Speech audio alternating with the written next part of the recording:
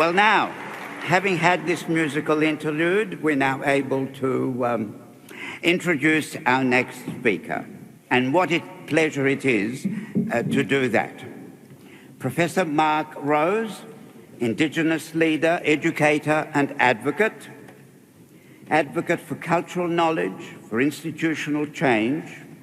Professor Mark Rose is a Gunditjmara man from Western Victoria, presently Deputy Vice-Chancellor, Indigenous at Deakin University, where he has led the development and implementation of the university's Indigenous strategy and guided efforts to embed Aboriginal and Torres Strait Islander knowledge across curriculum and training. His leadership across education, policy, community engagement at state, national and international levels has been immense. We welcome Mark Rose.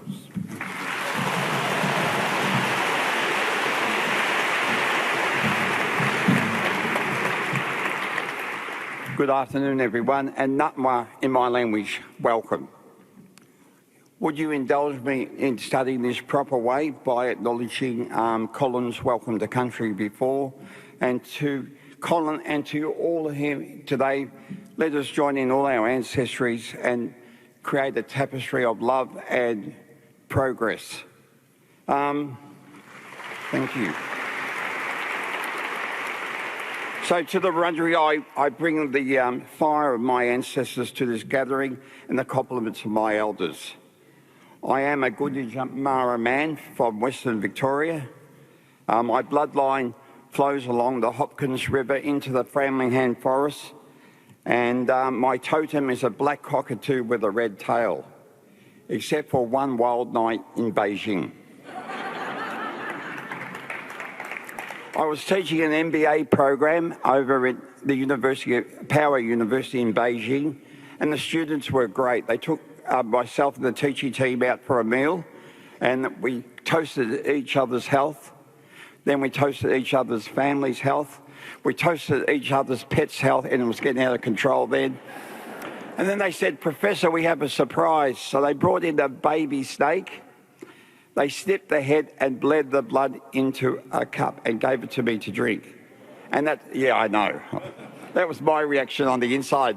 But being a hard-nosed academic, I looked at it very seriously. And in my head, I said, "Oh, shit, how do I handle this better?" But I looked at it and said, I'm really touched by this cultural gesture, and I've shared with you I'm a person of Indigenous heritage, and the snake is my totem, and I can't possibly drink it.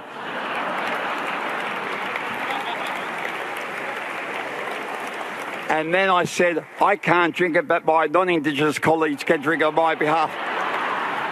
They're still not talking to me. When I turn up to talk, I often see a look of disappointment because they're expecting an Aboriginal person to come out.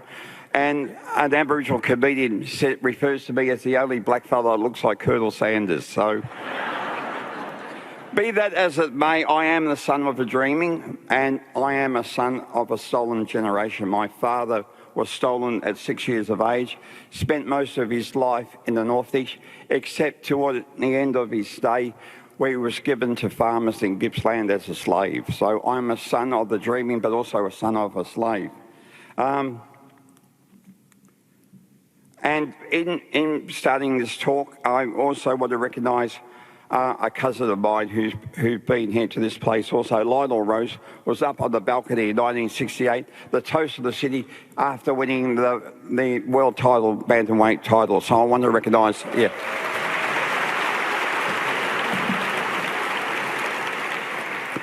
I had an interview recently around the new ATAC Commission, Tertiary Education Commission, asked what I knew about equity.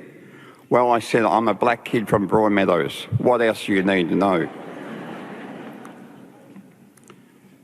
So, being born under the Aboriginal Protection Act, I was essentially born stateless. And I was 12 years of age before the Act was passed in 1967, and that made me a citizen at that time. So that is something that I've just come back from a Harvard Black Leadership Group, and that's something that really blew them away. But having said that, my life work, as Joe mentioned, has been in education, and I fought to move education from being an oppressor to a liberator. And I often start off these presentations with the word dispossession on the board, and then I get the Qantas eye roll. He's going to bang on about Aboriginal dispossession. And I do get it, but I get up and talk about white dispossession. If you've gone through our great education system in this country and you haven't been exposed to the cultural heritage of the land that you live, love and work on, you've been robbed. And I play, yeah.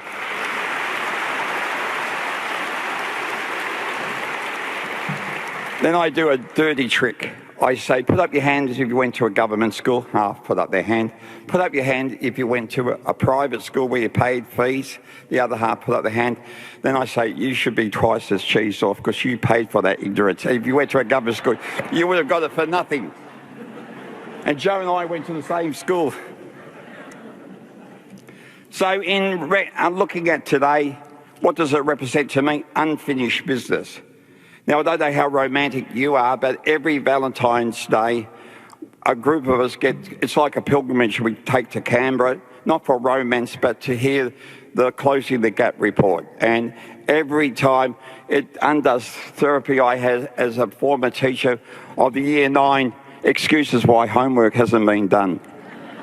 And it is outrageous. And if we're going to look at democracy, let's go to one of the causes of that, and I refer to it as the vagaries of Westminster. Now, in the vagaries of Westminster, it's a simple proposition. One group gets voted in and another group gets voted out. And the group that gets voted in wants to be completely different to the one that just got voted out. And we're going to see that in Farah tonight, I'm sure, as we go home and watch whatever we watch.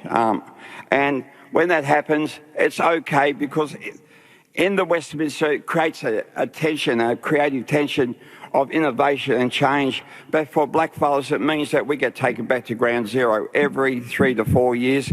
And that is why the gap is not being shut. So I applaud here in Victoria for having a treaty.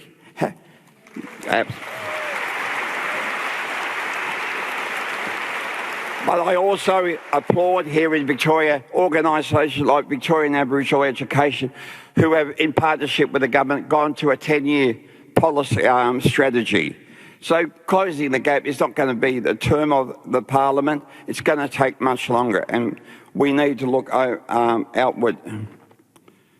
Also, the 3 tiers of government is also confronting, given the fact that we are geographically the size of the United States, yet we've got the population of New York, so roughly speaking.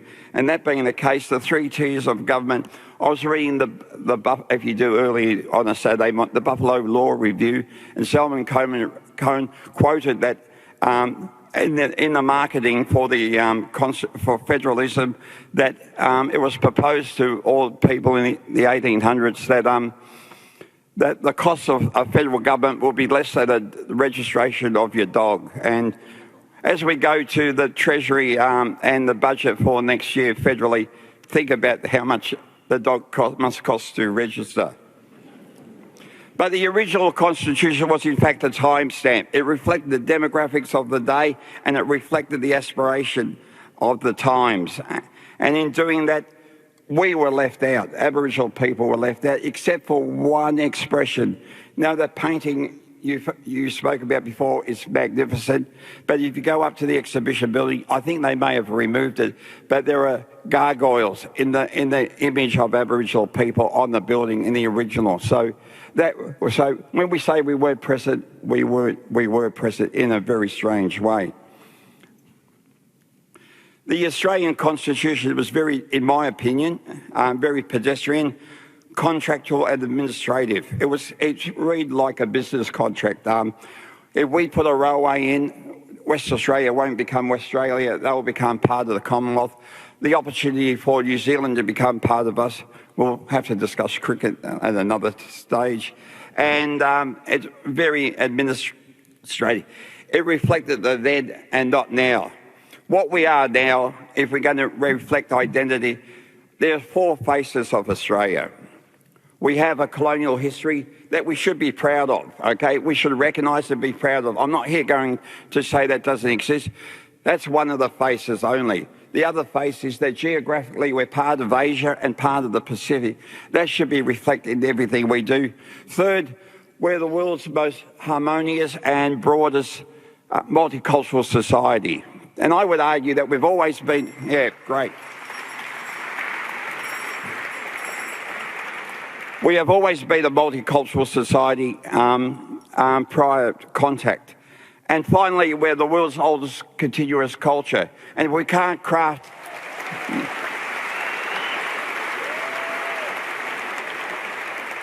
I know. If we can't craft a great democracy out of that, there's something wrong with us. So let's build on that. That be the centre of it. I'm challenged by the time. I'm trained to give 3-hour lectures without drawing breath, so democracy must be cradled in both identity and aspiration, forged in the values that we are as a people, but also as a matured people. We must be a beacon that illuminates unfinished business and draws us to unite in a new light of enlightenment. So thank you very much for listening today. Thank you, as the previous speaker said, for coming out. That is what democracy is. Too deadly, too awesome, safe home, and may the ancestral spirits that got you here safe get you home safe. Thank you very much.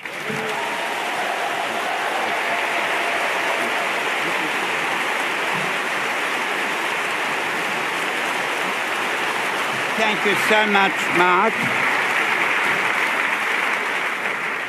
He did remind me that we went to the same school, which I had forgotten, and he also reminded me about a year 12 class that he attended and to which I spoke, apparently. Anyhow, it's marvellous to have him here on stage and for us to renew the friendship, which I hope will last for a long time.